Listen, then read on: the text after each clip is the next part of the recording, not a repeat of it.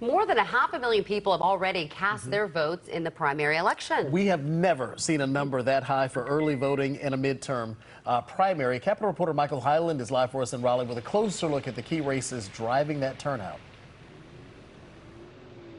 Yeah, experts I talked to say it's too soon to know whether we're going to set a new record once all of the votes are in, but there are some key races, including the one featuring Republican Congressman Madison Cawthorn, that are drawing some intense interest.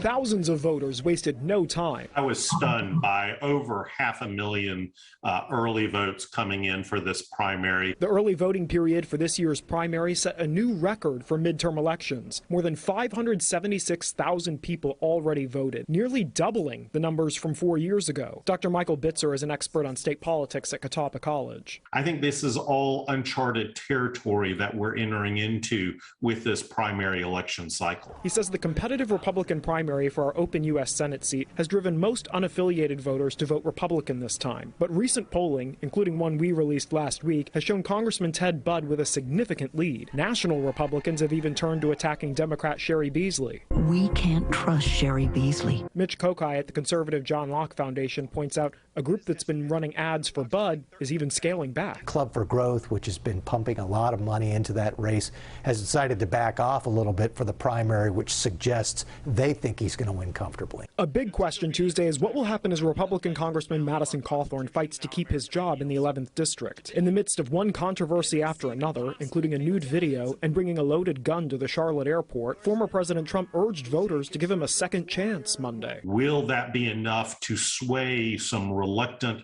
or wary Republican voters to say, give Madison Cawthorn a second chance? There are 7 Republicans aiming to defeat Cawthorn, and while recent polling has shown his support dropping, he's still been above 30%, and that's the number that you need to not only win the primary, but avoid a runoff later this year. Live in Raleigh, Michael Hyland, CBS 17 News.